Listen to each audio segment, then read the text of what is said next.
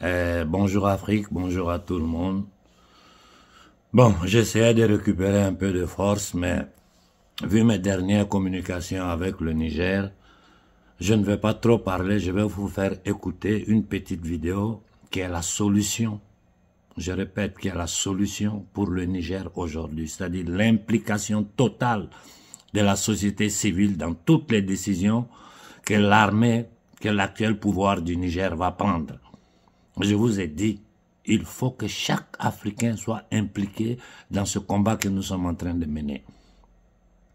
Aujourd'hui, vous savez beaucoup de choses, mais il y a beaucoup de choses qui vous échappent parce que vous ne comprenez pas la structure du pouvoir, son machiavélisme et sa façon d'opérer. Nous, notre rôle, c'est ça, vous avertir, vous mettre en garde et vous donner des directions pour que nous puissions, sans violence, je répète, sans violence, réussir à libérer l'Afrique des mains des marchands de la monnaie, de la dette et de la mort. Écoutons ici le jeune frère du Niger. Comme nous l'avons dit, nous allons quitter Escadrille et nous allons nous consacrer à développer notre pays. Et que nous avons relevé un certain nombre de points de notre déclaration, tels que la transparence dans la gouvernance. La transparence dans la gouvernance, cette affaire d'or qui défraie la chronique. Nous pensons qu'il est nécessaire, il est très nécessaire que le CRSP puisse sortir pour communiquer par rapport à cette question-là, pour que l'opinion puisse comprendre ce qui s'est réellement passé. Et que tous ceux qui seront impliqués dans cette affaire-là soient traduits devant les juridictions. Les Nigériens ont soif. Ils ont soif de la justice. Et c'est pour cela. C'est un signal fort que le CRSP doit donner par rapport à cette question-là. Nous avons constaté la nomination d'un certain nombre de retraités. Un certain nombre de retraités à des postes de responsabilité. Chose que nous trouvons injuste et contraire à la loi. Et même contraire à la nature. Chacun a son temps. Après son temps, je pense bien que vous devrez prendre votre retraite et laisser à la nouvelle génération de prouver. Et je voudrais aussi vous dire une chose. Il y aura l'arrivée d'une délégation des reliquats des chefs d'État de la CEDEAO sur notre territoire. Et que vous connaissez la position du front. La position du Front patriotique pour la souveraineté a été claire. Nous avons demandé la levée des sanctions par cette institution satanique pilotée par l'impérialisme français, mais jusque-là, ils ne l'ont pas fait. Et on considère que le Front a demandé au CNSP de prendre toutes les dispositions pour que le Niger puisse se retirer de cette structure fantoche, de cette CEDEAO, de l'IMOA et aussi de la francophonie. Donc, plus question qu'on continue à croire à ces institutions complotistes qui estiment qu'il faut étouffer le peuple nigérien, il faut écraser le Niger parce que le Niger a décidé de prendre une voie noble pour sa souveraineté et son indépendance. C'est pourquoi nous le savons qu'ils vont venir entre le 24 et le 25. Et c'est pour ça que nous demandons à la population de Niamey, aux villes et villages environnants de Niamey, de se mobiliser comme d'habitude, comme un seul homme, pour sortir le 24, à partir de 15h, que nous puissions occuper les points stratégiques, les 3 points stratégiques, où, normalement, pour aller au palais présidentiel, ils doivent passer. Je nommais le rond-point Escadrille, où il y aura un regroupement. Toute la population de Talagué, de l'aéroport, du Pays-Bas et aussi les villages environnants de ces lieux doivent se mobiliser pour faire une démonstration de force. Pour dire à ce comité de la CEDEAO qui arrive au Niger que le Niger ne veut plus de la CEDEAO. Nous voulons sortir de la CEDEAO. Et pour dire qu'ils ne sont pas le bienvenu chez nous.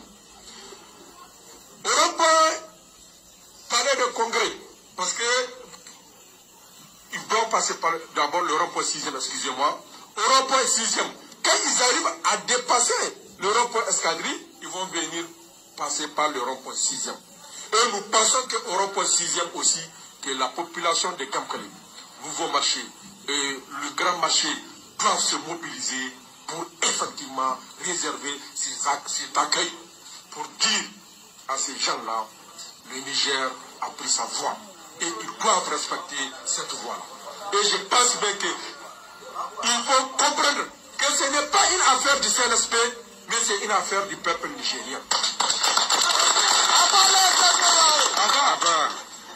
Quand ils auront à dépasser le rond-point 6e, là aussi, au rond-point Palais de Congrès, Yantala, Koubia, Kwambo, Goudel, Harobanda, tous les quartiers environnants de ce rond-point-là, nous devons nous mobiliser pour rester là-bas et les démontrer qu'effectivement, ils ne sont pas la bienvenue.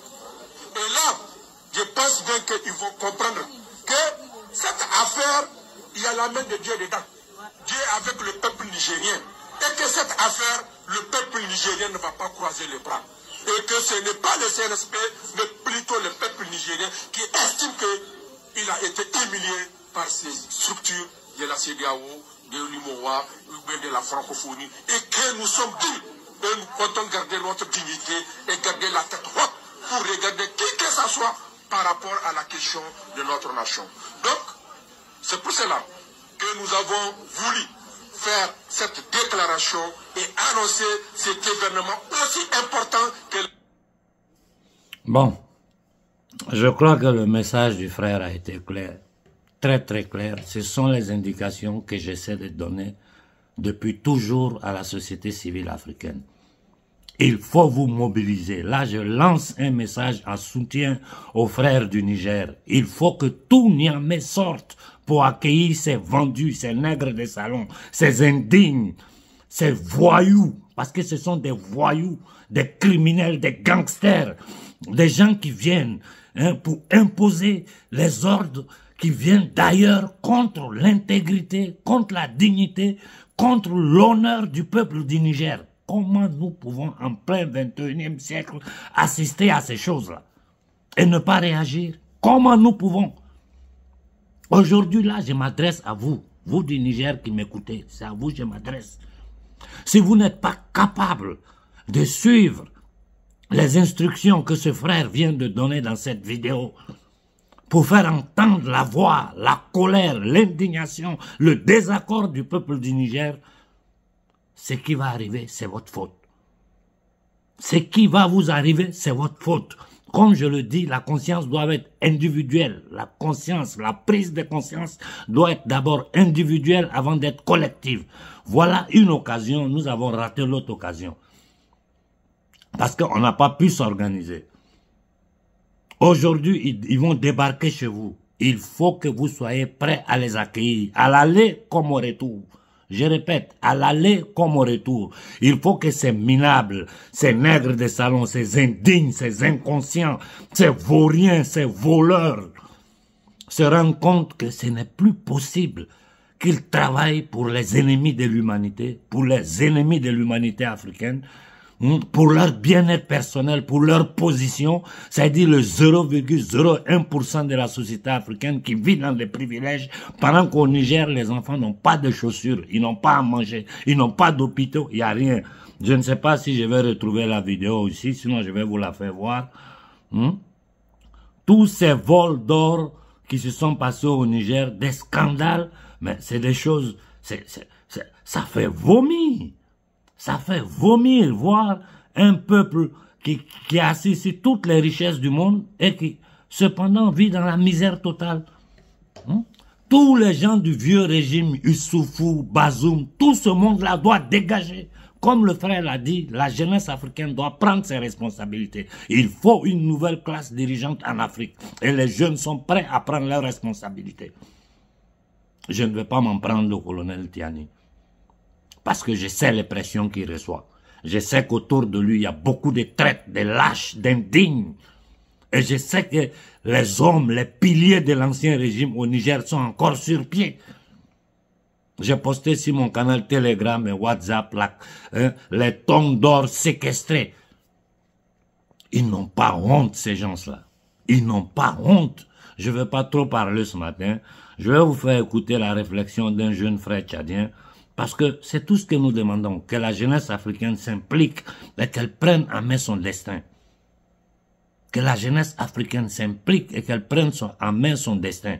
Au Burkina, les frères sont encore en train de travailler pour créer une structure commune, et je dis à tout le monde, mettez vos égos à part, mettez vos petits intérêts à part. Il s'agit de la survie de l'Afrique. Il s'agit de la survie de l'humanité africaine.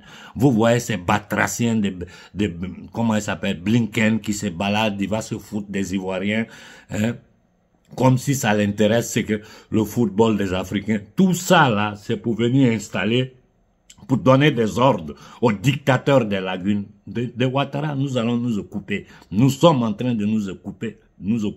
Nous y travaillons. Parce que ce gars-là, il va partir que par la force. Ouattara ne partira que par la force. Et il faut commencer maintenant à mener la pression. Ça, je le demande à tous nos frères panafricains de toute l'Afrique, de mener la pression sur le gouvernement Ouattara, sur la dictature des lagunes, sur le batracien de Ouattara, qui a détruit la Côte d'Ivoire, qui aujourd'hui est en train de tenter de détruire son propre pays, c'est-à-dire ses origines. Il est en train de tout faire en complicité avec les entités démoniaques qui gouvernent l'Amérique, la France et l'Occident, ces batraciens de l'Union européenne, qui ne sont rien d'autre que des mercenaires au service des marchands de la monnaie, de la dette et de la mort. Je répète, ils ne sont rien d'autre que des serviteurs, des marchands de la monnaie, de la dette et de la mort. J'ai posé la question et je continue de la poser. À qui toute l'humanité doit? Si vous trouvez cette réponse-là, vous allez comprendre pourquoi l'Afrique souffre, pourquoi l'humanité dans son entièreté est en train de souffrir. Écoutons un peu le vocal de notre jeune frère tchadien. Je vous ai dit, c'est que Kaka Debia allait faire en Russie là. Le résultat, d'ici quelques semaines, on va voir. Mais les Tchadiens doivent rester concentrés. Je répète, les Tchadiens doivent rester concentrés sur un objectif principal. Dégager les Américains, les Français du sol du Tchad. Parce que ces armées-là ne travaillent pas pour le peuple français, ils ne travaillent pas pour les peuples américains. Ils travaillent pour la maudite élite, c'est-à-dire les marchands de la monnaie, de la dette et de la mort, qui sont en train de commettre un génocide aujourd'hui en Palestine, dans tout le Moyen-Orient, sous nos yeux, dans le silence et la complicité de tout ce qu'ils appellent instituts internationaux, qui sont sous le contrôle, sous la domination, créés par les marchands de la monnaie, de la dette et de la mort. Écoutons ici ce jeune frère tchadien, et je dis aux Tchadiens, le plus rapidement possible, la pression doit monter au Tchad pour que ces gens-là dégagent de notre territoire. Si Kaka Déby ou qui que ce soit, cette marionnette de Nasra qui sont venus installer, si l'armée tchadienne aura le courage, la police tchadienne aura le courage de frapper les fils du Tchad pour permettre aux négriers, aux envahisseurs, aux marchands de la monnaie, de la dette et de la mort, de maintenir le peuple tchadien dans la misère, dans la souffrance. Écoutons ça ensemble. Bonsoir Papa Konaré. En tant que... Excusez-moi. En tant que jeune africain, je ressens profondément la frustration et la colère face à la situation actuelle de nos autorités africaines qui semblent être prises en otage par leurs maîtres de l'Occident. Le néocolonialisme continue de peser lourdement sur notre continent. Il est temps pour nous, la jeunesse africaine, de prendre les choses en main pour libérer l'Afrique de cette emprise. Il est inacceptable que nos ressources naturelles soient exploitées au profit des pays occidentaux, que nos dirigeants soient influencés et contrôlés par des intérêts étrangers, et que des armées étrangères telles que l'armée française et l'armée américaine continuent à intervenir militairement sur notre sol. Il est de notre devoir de nous mobiliser, de nous organiser et de demander des comptes à nos dirigeants. Nous devons exiger un réel changement politique, économique et social pour l'Afrique. Nous devons œuvrer pour une véritable indépendance et souveraineté de notre continent. Il est temps que nous prenions notre destin en main, que nous nous unissons pour mettre fin à cette domination étrangère et pour construire un avenir meilleur pour l'Afrique. Il est temps de faire partir ces armées étrangères qui ne font que perpétuer le néocolonialisme. Nous devons agir avec détermination et courage pour libérer notre continent de ces chaînes qui l'entravent. Il est temps que nous suivions l'exemple du Mali, du Burkina Faso et du Niger et d'autres pays qui ont osé se lever contre les régimes corrompus et l'exploitation de nos ressources, de nos richesses par des puissances étrangères. Il est temps que nous nous unissons pour exiger des comptes à nos autorités, à nos dirigeants, et pour mettre en place des gouvernements véritables, soucieux de nos bien-être, de nos ressources, de nos richesses. Nous devons nous mobiliser pour réclamer la restitution de nos richesses naturelles et pour mettre fin à l'ingérence étrangère dans nos affaires. Nous devons agir ensemble, de manière coordonnée et déterminée pour renverser ceux qui profitent de nos richesses au détriment du développement de nos propres nations. En nous unissant, nous pouvons créer un mouvement puissant qui mettra fin à cette exploitation et ouvrir la voie à un avenir meilleur pour toute l'Afrique. Il est temps que l'Afrique se lève. Il est temps pour que toute la jeunesse africaine se lève d'une seule voix pour prendre son destin en main. Notre nombre est notre force, Papa Konaré. Papa Konaré, nous devons élaborer des projets solides et des stratégies bien déterminées, bien définies pour réussir dans notre lutte contre l'impérialisme, l'exploitation de nos richesses. Nous devons nous concentrer sur des initiatives qui favorisent le développement économique, social et politique de nos nations, tout en mettant l'accent sur la responsabilité et la participation citoyenne de la jeunesse africaine. Oui, pour y parvenir, les grands leaders panafricains et engagés qui partagent notre vision et nos valeurs, ces grands leaders doivent cesser de lutter seuls et nous rejoindre dans notre combat commun. En nous serons plus fortes et plus influents. Nous pourrons inspirer un réel changement quand nous serons tous ensemble. Nous devons nous orienter vers des objectifs de chasser l'armée française et américaine ensemble. Et qu'il y ait la restitution de nos richesses naturelles et de mettre fin à l'esclavage, à la migration et avoir la protection de nos mères, de nos pères et de nos frères qui se noient chaque jour dans la mer. L'Afrique doit réécrire sa propre loi démocratique. La démocratie des Occidentaux a été très mal interprétée chez nous en Afrique. Oui, nous devons réécrire notre histoire en travaillant ensemble, en partageant nos ressources, nos connaissances et nos savoirs. En nous soutenant mutuellement les uns les autres, nous pourrons renverser les choses et ouvrir la voie à un avenir prospère et pour la libération totale de l'Afrique. Imaginez au Tchad la présence de 9 bases militaires françaises au Tchad. Nous devons savoir que la question de la souveraineté nationale et de la sécurité de notre pays dépend de nous et non de la France ni de la France-Afrique. Cette sécurité dépend des Tchadiens, dépend des Africains. Et nous devons nous assurer que nos propres forces armées sont capables de garantir la sécurité de notre peuple et de notre territoire. La présence de 9 bases militaires françaises connues officiellement et 3 autres non divulguées soulèvent des questions sur la coopération militaire entre la France et le Tchad. Cette coopération doit respecter la souveraineté nationale des Tchadiens et non des dirigeants tchadiens ni des dirigeants français. Cette décision dépend des peuples tchadiens. La décision appartient au peuple tchadien.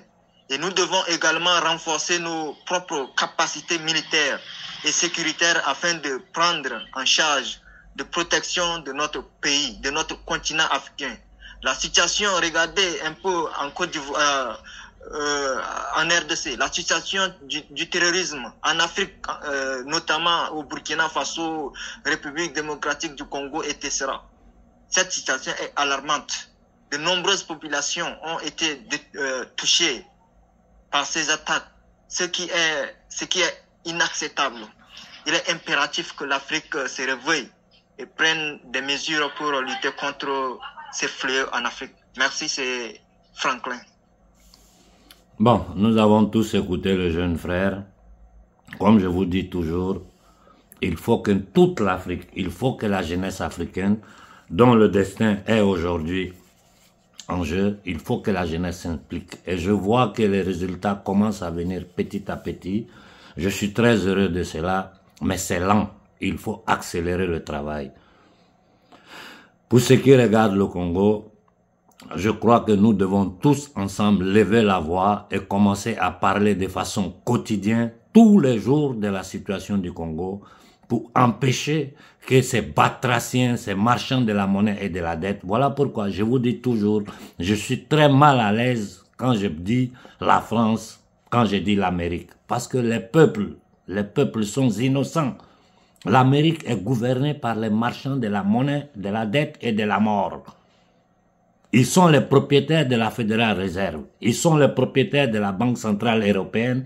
Ils sont les propriétaires du franc CFA. Ils sont les propriétaires de toutes les institutions, tous les think tanks qu'ils ont créés pour mettre sur pied les plans diaboliques d'assassinat des masses de l'humanité, d'imposition d'un nouveau paradigme, c'est-à-dire le transhumanisme, de destruction de toutes les cultures, de destruction de toute la spiritualité de l'humanité dans son entièreté. Voilà ce à qui nous avons affaire aujourd'hui. Donc le frère au Niger a lancé un appel. Moi, vous les gens du Niger, de Niamey, je vous regarde. Je n'ajouterai pas une parole sur ce qu'il a dit, parce qu'il a tout dit. Si vous allez vous lever pour écouter ce que ce frère vient de lancer comme message à toutes les populations de Niamey et aux alentours, nous allons voir. Si vous restez assis, tout ce qui va vous arriver, vous êtes responsable. Arrêtez d'accuser les autres. Parce que si tu ne prends pas en main ton destin, tu ne peux pas attendre que quelqu'un d'autre vienne le faire pour toi. Pour ce qui est de la Côte d'Ivoire, Ouattara est un danger pour toute l'Afrique. Ouattara est un danger pour toute l'Afrique. Il a détruit la Côte d'Ivoire. Il a traumatisé les Ivoiriens. Je vais poster les prochains jours la tête du petit Toussaint avec lequel les gens ont joué au football en Côte d'Ivoire. Il a tué tout ce qui pouvait le déranger pour maintenir son pouvoir. Lui, sa famille, les gens autour de lui jouissent des richesses de la Côte d'Ivoire. Et la Côte d'Ivoire a été vendue aux marchands de la monnaie et de la dette. Les hauts gradés de l'armée ivoirienne, vous êtes des indignes, des batraciens, des maudits, vous et votre famille. La Côte d'Ivoire peut être sauvée que par les jeunes officiers. Je vous dis, mettez-vous au travail. J'ai dit à la société civile ivoirienne, mentalement, préparez-vous à descendre dans les rues, à bloquer tout le pays au cas où les officiers passent à l'action en Côte d'Ivoire. Je répète. J'ai dit à la société civile ivoirienne, il faut vous préparer mentalement. Mais combien? Plus de 3000 morts pour installer cet assassin-là sur la Côte d'Ivoire. L'armée française, l'armée Rothschild, du gouvernement Rothschild de France, a tué des Ivoiriens pour placer cet assassin sur la Côte d'Ivoire. Ça dure combien de temps? Il y a des jeunes officiers fiers, dignes, patriotes. Et toute l'Afrique doit aider les Ivoiriens pour se débarrasser de cette entité démoniaque, de ce cancer qui est en train de dévorer toute la sous-région. Il faut que le peuple ivoirien sorte de la peur, sortez de la peur. Sortez de la peur et de la division pour pouvoir sauver la terre ivoirienne, pour pouvoir sauver le peuple ivoirien. Regardez ce qu'ils sont en train de nous préparer avec ce délinquant, ce voyou de Thiam, hein? Ce minable, cet indigne, ce nègre de salon au service des Rothschild. C'est ça ils veulent placer sur la Côte d'Ivoire maintenant. Alors que la Côte d'Ivoire a ses dignes fils, prêts, concrets, qui savent ce qu'il faut pour le bien de la Côte d'Ivoire. Ceux-là, personne ne parle d'eux. Celui qui tente d'ouvrir la bouche, on l'élimine. Le petit clan Ouattara ne peut pas tenir toute la Côte d'Ivoire en otage. Ce n'est pas acceptable. Tout ce beau monde-là, le petit du Togo, mais je demande les Togolais, vous êtes narcotisés ou quoi? Les Béninois, on m'a envoyé un vocal aujourd'hui où ce batracien de talons est en train d'envoyer les gens à la retraite. C'est-à-dire il est en train de détruire, d'affaiblir l'armée béninoise pour qu'un demain le Bénin ne puisse pas s'élever pour s'opposer à la... Mais c'est du n'importe quoi. Les Béninois, vous êtes narcotisés.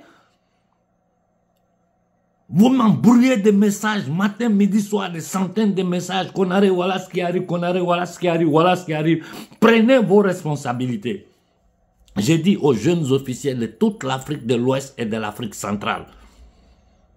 Prenez vos responsabilités. Prenez vos responsabilités. Et le peuple sera derrière vous. Il faut seulement faire attention qu'ils ne fassent pas ce qu'ils nous ont fait au Gabon en plaçant un voleur, un truand, un indigne de la même famille maudite des Bongo sur le Gabon qui est en train en ce moment piller le pays, placer les mêmes batraciens au pouvoir au service de l'élite rothschildienne qui commande la France. Toutes ces analyses bidons, je sais qu'en général, dans le monde africain, les choses dont je parle, la majeure partie des activistes ne savent pas. Je sors ces choses-là, quand je dis certaines choses-là, vous ne vous imaginez pas comment je mets ma vie en danger. Même en France, les gens ont peur de parler d'eux. En ce moment, le président du Conseil national de libération de la France est devant le tribunal parce qu'il a le courage de parler d'eux. En Afrique, personne n'a ce courage-là. Un ose dire une parole sur eux. On est là, la France a fait ça, l'Italie a fait ça, l'Amérique a fait ça. C'est faux. C'est faux. Il y a une maudite élite satanique. Et je répète, une maudite élite satanique, la mafia ashkénazite, qui gouverne ce monde-là par la monnaie de Babylone, qui crée des riens. Ils endettent le monde entier avec de l'argent qui n'a pas de valeur. Ils contrôlent l'organisme des Nations Unies. Ils contrôlent toutes les institutions qu'ils ont insérées à l'intérieur des Nations Unies, comme le Fonds monétaire international, la Banque mondiale, Fonds monétaire international, propriété de cette maudite famille Rothschild. Il faut que nous disions toute la vérité pour que l'humanité puisse s'élever. Parce que tant que nous restons dans ces faux discours d'analyse bidon de géopoliticiens bidon, la France a fait ça, Macron a fait ça, comme si Macron comptait quelque chose. Macron n'est rien qu'un répétiteur, un petit maudit, un petit dépravé, qui n'est rien d'autre que l'exécutant des ordres qui descendent de ces marchands de la monnaie, de la dette et de la mort. Je regarde nos frères arabes, je ne les comprends pas. Je ne les comprends pas. Avec tout ce qui se passe en Palestine, hein, les peuples arabes ne sont pas sur pied. Les peuples arabes ne doivent même plus dormir, être sur pied à K24. Regardez ce que les Français sont en train de faire, hein, à leurs dirigeants en ce moment. Les agriculteurs, si je trouve une vidéo ici, je crois que je l'ai postée ce matin, je vais vous la faire voir, pour vous faire voir comment les Français sont en train d'humilier leurs propres dirigeants. C'est-à-dire, ils ont compris... Une partie de la France consciente a compris que tout ce qu'on leur a raconté jusqu'à aujourd'hui n'est que du bidon. Qu'en réalité, la France est gouvernée par une mafia internationale que je nomme la mafia ashkénazite, qui n'ont rien à voir avec les Juifs, je répète, qui n'ont rien. Ça, c'est les Français, hein. C'est devant la préfecture. Regardez ce que les Français sont en train de faire. Le message qu'ils sont en train d'envoyer au gouvernement Rothschild de France. La même chose est en train de se passer en Allemagne.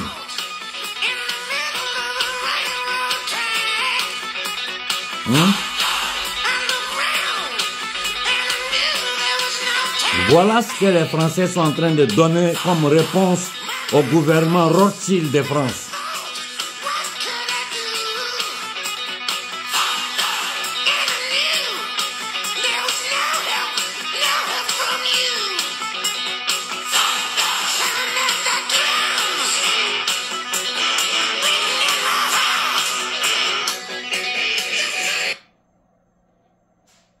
Si j'ai un conseil à donner à mes frères français, nous sommes dans le même combat. Nous luttons contre les mêmes entités démoniaques.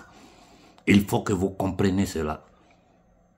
C'est seulement dans votre union, ce que je répète à mon peuple, je vous le répète à vous Français, juifs, chrétiens, musulmans, athées, bouddhistes, toute la France doit se donner la main.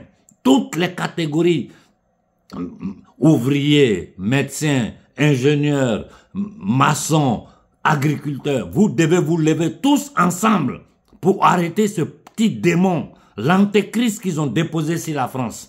Ces batraciens, ces dépravés, une classe politique pourrie qui ne fait que s'enrichir et cependant, ils sont en train de détruire totalement. Mais vous vous rendez compte vous-même, c'est pas moi qui dois vous le dire. Celui qui ose ouvrir la bouche, il est devant le tribunal. Des juges corrompus, voleurs. Il y a une solution en France. Comme partout dans le monde, la solution que je donne aux peuples africains, je vous dis, il faut que les hommes en armes en France prennent leurs responsabilités, qu'ils déposent Macron, qu'ils créent un nouveau gouvernement, une nouvelle constituante, société civile et militaire comme garantie et que vous reconstruisez votre pays.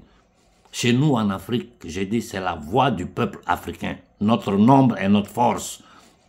Il faut que nous arrivions rapidement à fédérer tous les mouvements dans tous les camps de concentration et nous lever pour soutenir nos gouvernements. J'ai dit aux politiciens qui empêchent au peuple de prendre la parole pour vous soutenir, ça veut dire que vous êtes en train de faire le jeu des 3 cartes. Il faut que tous les politiciens africains comprennent, même ceux que nous soutenons, vous n'êtes pas nos patrons. Vous n'êtes pas nos patrons. Vous n'avez ni droit, vous n'avez pas le droit de vie et de mort sur les peuples africains. Je le dis à tous les gouvernements africains, sans exception. Vous êtes là pour travailler pour les peuples africains. Et les gens qui sont en train de faire le travail dignement, avec toutes les difficultés, avec tous les risques. Parce que je sais la pression qu'ils reçoivent. Des jeunes comme Koïta, comme Ibé, je sais la pression qu'ils reçoivent. Je sais les menaces qui émanent sur eux. Nous avons vu ces batraciens de Blinken se balader partout en Afrique. C'est pour pouvoir placer les bases américaines. L'Amérique a plus de 800 bases militaires dans le monde. Expliquez-moi pourquoi. Expliquez-moi pourquoi ils ont plus de 800 bases militaires dans le monde. Et les Américains ont toujours dit, parce qu'ils ont honte encore, ces négriers-là ont honte encore de l'esclavage, de la déportation de nos ancêtres. Les Noirs qui sont aux Amériques, ce sont les descendants de nos parents qui ont été déportés. Donc en Afrique, ils ont mis la France devant. Eux, ils restent derrière le rideau. Ils utilisent toujours les Nations Unies qui est un de leurs instruments pour se légitimer pour leurs crimes dans le monde. Quand j'ai dit l'Amérique, rappelez-vous toujours de ça parce que c'est trop important. Les marchands de la monnaie et de la dette, les marchands de la mort qui gouvernent l'Amérique, ce sont eux qui gouvernent l'Occident, ce sont eux qui tiennent par les couilles nos dirigeants qui les obligent à maintenir notre peuple dans la misère avec des crédits qu'ils octroient de rien, de l'argent qui n'a aucune valeur à nos gouvernements, l'argent qui fait le tour, qui revient encore dans leur banque. Je vous ai hier, je l'ai dit, vous savez, les Hébreux, quand ils ont massacré les Hébreux en Europe ici, au cours de la Seconde Guerre mondiale, les mettre dans les camps de concentration, voler tout leur or, toutes leurs richesses, même les dents en or, ils enlevaient là. Toutes les richesses des Juifs là, vous savez où c'est fini? C'est fini dans le coffre des banquiers, en Suisse. Ce sont eux les marchands de la monnaie.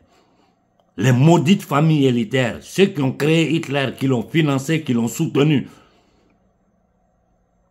Voilà pourquoi j'ai dit la haine vers nos frères juifs serait une grande erreur. Et c'est ce qu'ils veulent. C'est ce qu'ils veulent, que nous haïssons nos frères juifs. Nous ne les haïsserons pas parce que nous savons qu'ils sont les premières victimes de ces marchands de la monnaie et de la dette infiltrés au sein de la communauté hébraïque qui les manipulent. Mais quand vous voyez un pape qui demande aux gens d'aller se faire inoculer, s'empoisonner, un pape qui est d'accord sur la dépopulation mondiale, vous devez comprendre que ces élites-là, à un certain niveau, ils s'en fichent pas mal du peuple. Ce qui les intéresse, c'est leur objectif.